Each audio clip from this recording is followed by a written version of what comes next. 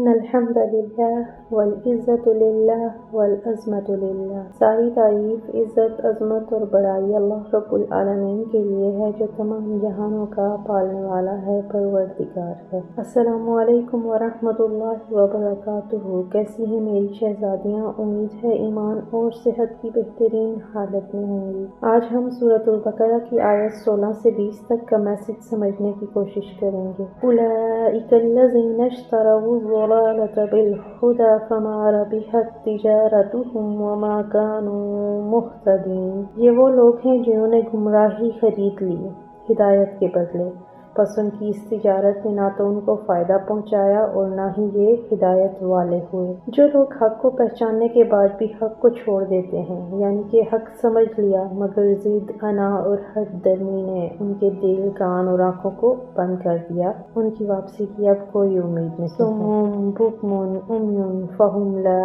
یرجعون۔ مثلهم کمثل الذی استوقد نارا فلما اضاءت ما حوله ذهب اللہ بنورہم وترکہم فی ظلمات لا یبصرون۔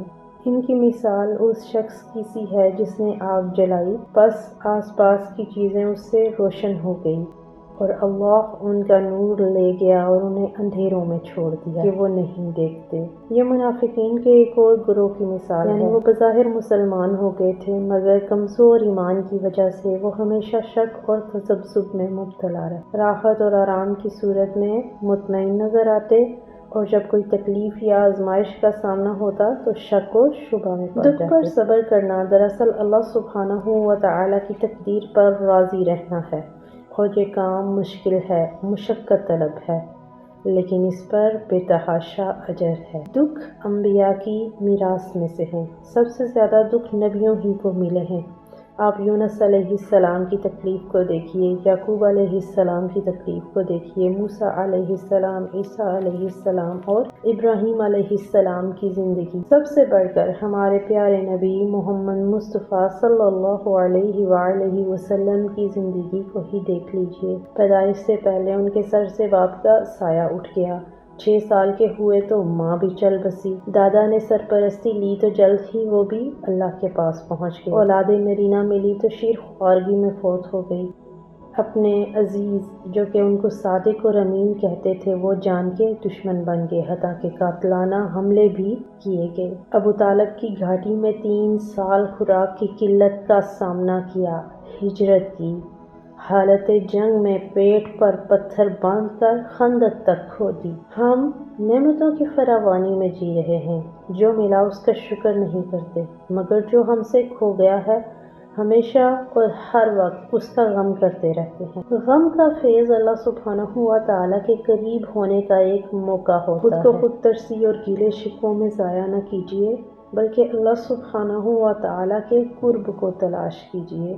سورۃ الحج میں اللہ سبحانہ و تعالیٰ فرماتے ہیں وَمِنَ النَّاسِ مَن يَعْبُدُ اللَّهَ عَلَى حَرْفٍ فَإِنْ أَصَابَهُ خَيْرٌ اطْمَأَنَّ بِهِ وَإِنْ أَصَابَتْهُ فِتْنَةٌ انقَلَبَ عَلَى وَجْهِهِ خَسِرَ الدُّنْيَا وَالْآخِرَةَ ذَلِكَ هُوَ الْخُسْرَانُ الْمُبِينُ۔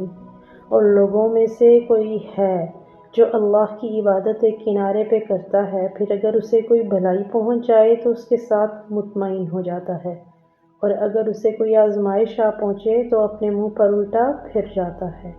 اس نے دنیا اور آخرت کا نقصان اٹھایا، یہی سری خسارہ ہے۔ أَوْ كَصَيِّبٍ مِّنَ السَّمَاءِ فِيهِ ظُلُمَاتٌ وَرَعْدٌ وَبَرْقٌ يَجْعَلُونَ أَصَابِعَهُمْ فِي آذَانِهِم مِّنَ الصَّوَاعِقِ حَذَرَ الْمَوْتِ وَاللَّهُ مُحِيطٌ بِالْكَافِرِينَ۔ یا آسمانی برسات کی طرح جس میں اندھیریاں اور گرج اور بجلی ہو، موت سے ڈر کر کڑاکے کی وجہ سے اپنی انگلیاں اپنے کانوں میں ڈال لیتے ہیں، اور اللہ تعالیٰ کافروں کو گھیرنے والا ہے۔ آیت نمبر 19 میں بارش سے مراد اسلام ہے، اندھیروں اور گرج سے مراد وہ تکلیفیں اور مصیبتیں ہیں جو اسلام کی راہ میں پیش آتی ہیں۔ چمک سے مراد مسلمانوں کو حاصل ہونے والی کامیابیاں اور کڑاکے کی بجلیوں سے مراد جہاد کے اور دوسرے مشکل احکامات ہیں جنہیں سن کر منافقین کو موت پڑتی ہے۔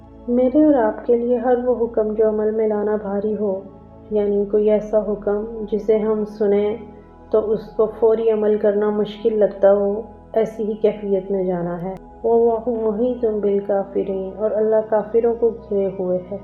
کافر زبان سے انکار کرنے والے ہوتے ہیں، لیکن کچھ زبان سے اقرار کرنے کے بعد عمل نہ کر کے بھی کافروں میں شمار ہوتے ہیں۔ دین اسلام میں آخر میں سب کچھ نعمت ہے، مگر اول کچھ محنت ہے۔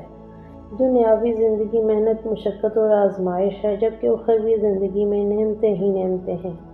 بارش کے بعد خوشحالی ہے، بارش ہو رہی ہو تو اس میں کڑک ہے، بجلی ہے۔ منافق آنے والی سختی سے ڈر جاتے ہیں، جیسے بادل کی چمک میں کچھ اجالا ہوتا ہے، کچھ اندھیرا۔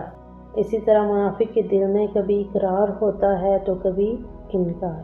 اللہ سبحانہ و تعالیٰ نے ان آیات میں منافقین کے اسی تذبذب کو بیان کیا ہے کہ جب ان کے لیے روشنی ہوتی ہے تو اس میں چل پڑتے ہیں، اور جب اندھیرا ہوتا ہے تو ٹھہر جاتے ہیں۔ لَوْ شَاءَ اللَّهُ لَذَهَبَ بِسَمْعِهِمْ وَأَبْصَارِهِمْ إِنَّ اللَّهَ عَلَىٰ كُلِّ شَيْءٍ قَدِيرٌ، اور اگر اللہ تعالیٰ چاہے تو ان کے کانوں اور آنکھوں کو بیکار کر دے، یقیناً اللہ ہر چیز پر قدرت رکھنے والا ہے۔ یعنی اگر اللہ چاہتا تو پہلے گروہ کی طرح ان کی سماعت، ان کی آنکھیں لے جاتا، مگر اللہ کا دستور ہے، جو شخص جس حد تک سننا اور دیکھنا چاہے اسے سننے اور دیکھنے کا موقع دیتا ہے۔ حق ہمیشہ میرے اللہ سبحانہ و تعالیٰ کی طرف سے تھا، اگر کہیں نہ چاہتے ہوئے باطل بیان ہو جائے، وہ میرے نفس کا وسوسہ شیطان کی طرف سے ہے۔ اللہ سبحانہ و تعالیٰ آپ کو باطل کے شر اور میرے نفس کے وسواس سے محفوظ فرمائے۔ آمین ثم آمین۔